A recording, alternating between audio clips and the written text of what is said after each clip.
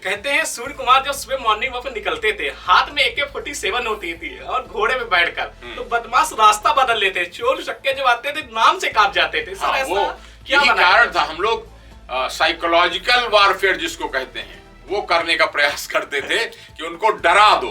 तो डराने के लिए क्या करते थे? बड़ी बड़ी मूछें और AK-47 और दूसरी तरफ लॉन्ग रेंज राइफल और घोड़े के ऊपर बैठे हुए एक नहीं 4-6 घोड़े और ले करके उसको निकलते थे कि जहां सबसे ज्यादा बदमाशी उस एरिया में घुड़सवारों से, क्योंकि गलियों में घोड़े घुस जाते थे तो उनसे घुसते थे, तो लोग मजाक बनाते थे हॉर्स पावर पुलिस आ गई।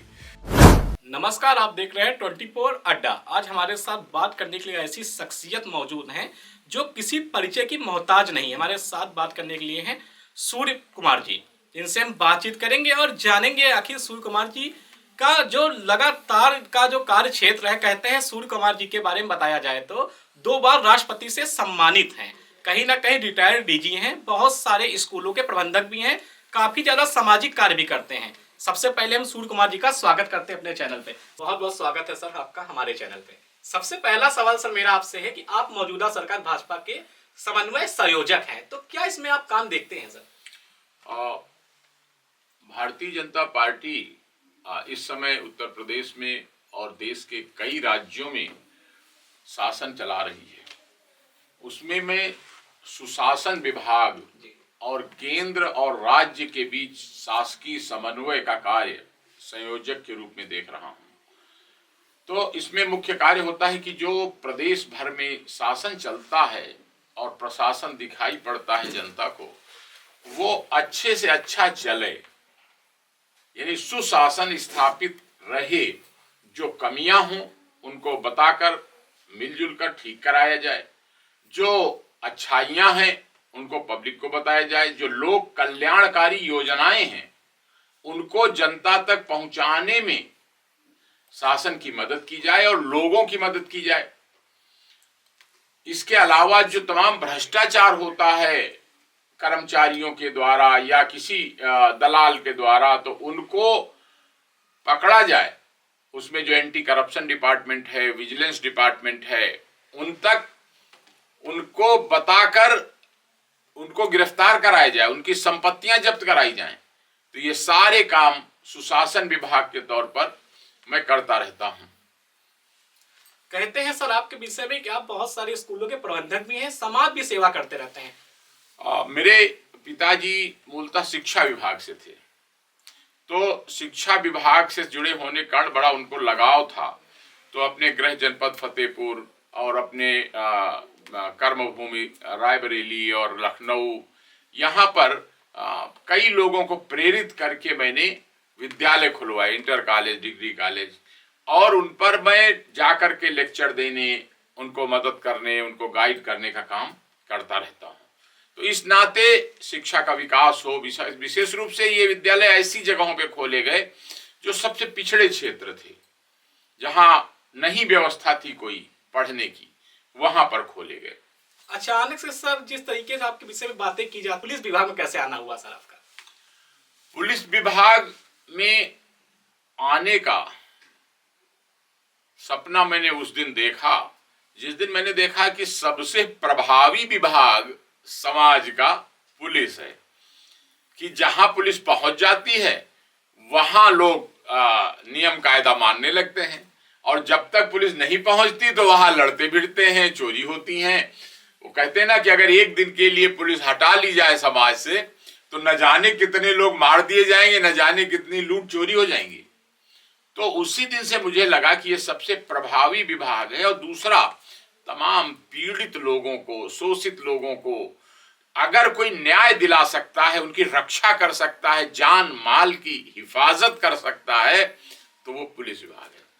जो न्यायपालिका तो अदालत में बैठे काम करती है, लेकिन पुलिस मौके पर पहुंचकर लोगों की रक्षा करने की जिम्मेदारी उठाती है। तो इसलिए मेरे मन में था ये सबसे सशक्त माध्यम है। बाकी बहुत से लोग कहते रहते हैं ऐसा होना चाहिए, ऐसा होना चाहिए, लेकिन पुलिस ऐसा विभाग है वो जाके मौके पर कराता है वैसा। जैसे आज आपने देखा होगा कुंभ मेला की व्यवस्था हो रही, तो सबसे प्रभावी व्यवस्था उसमें ऐसे चलो, ऐसे करो, ऐसे बताओ, लोगों को गाइड करके उनकी मदद करना, रक्षा करना। सर, आपने जब पुलिस विभाग ज्वाइन किया था उस समय सबसे बड़ी ऐसी क्या समस्याएं आती थी आपके सामने जिनको आप फेस करते थे लेकिन हार नहीं मानते थे सर आप? वो उस समय हालात बहुत खराब थे। मैं सन 80 की बात कर रहा हूं। सन 1980 में उत्तर प्रदेश में तमाम जिले डकैतों के गिरोहों से परेशान थे। पूरा का पूरा आगरा से लेकर बाह नाम सुना होगा, फिरोजाबाद, मैनपुरी, बदायूं, फर्रुखाबाद, इटावा, बांदा, जालौन, ये सारे जिले 10 प्रभावित कहलाते थे। और बुरा हाल सुनिए, मिर्जापुर, चंदौली, सोनभद्र, वो सारे जिले नक्सल समस्याग्रस्त कहलाते थे। नक्सल लोग मारते थे वहां पर, यहां डाकू लूटते थे। ये बुरा हाल था कि सर्विस के दौरान मुझे मिले वो लोग जो डाकू घोड़ों से चलते थे, एकाएक पहुंचना, जैसे फिल्मों में आपने देखा होगा चंबल के डाकू। तो एक्चुअल चंबल के डाकुओं से हमारा एक दो बार नहीं, दर्जनों बार गोलियां चली और तमाम डाकुओं को मारा गया। और आज कितनी सोचिए फर्क स्थिति है कि पूरा उत्तर प्रदेश डकैती समस्या से मुक्त है। आपके विषय में बताते हैं कि जब आपने लखनऊ में मायावती की जो सरकार थी उस समय जब लखनऊ में मंत्री लक्ष्मी नारायण जी की हत्या की गई थी, उसके बाद आपको लखनऊ में एसएसपी के पद पर बैठाया गया था।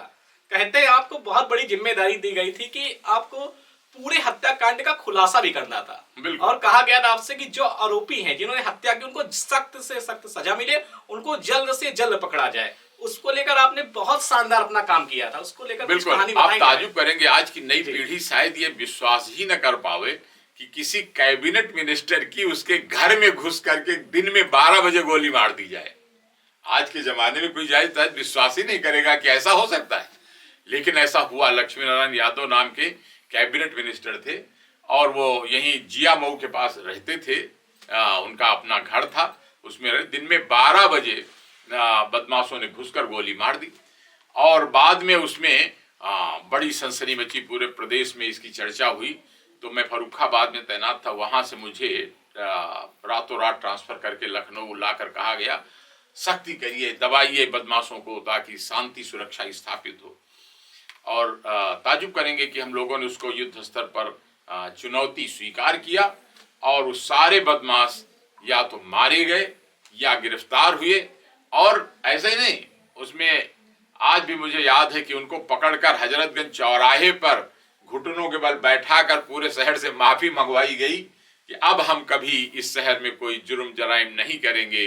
इस तरह एक नई कल्चर हम लोगों ने पैदा करने का प्रयास किया कि, और उसमें सफलता भी मिली कि बदमाश पूरे जिले से या तो शहर और जिला छोड़कर चले जाएं और नहीं तो नहीं मानेंगे तो उल्टे यानी इनकाउंटर करके उल्टे पड़े नजर आएंगे।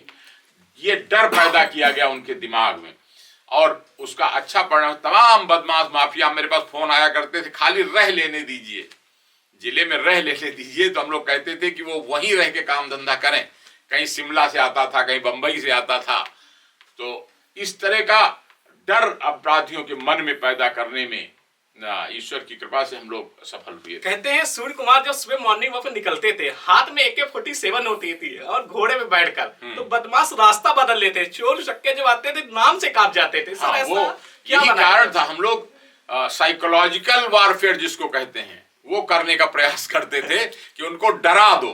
तो डराने के लिए क्या करते, बड़ी बड़ी मूछें और AK-47 और दूसरी तरफ लॉन्ग रेंज राइफल और घोड़े के ऊपर बैठे हुए, एक नहीं 4-6 घोड़े, और ले करके उसको निकलते थे कि जहां सबसे ज्यादा बदमाशी उस एरिया में घुड़सवारों से, क्योंकि गलियों में घोड़े घुस जाते थे तो उनसे घुसते थे। तो लोग मजाक बनाते थे हार्स पावर पुलिस आ गई।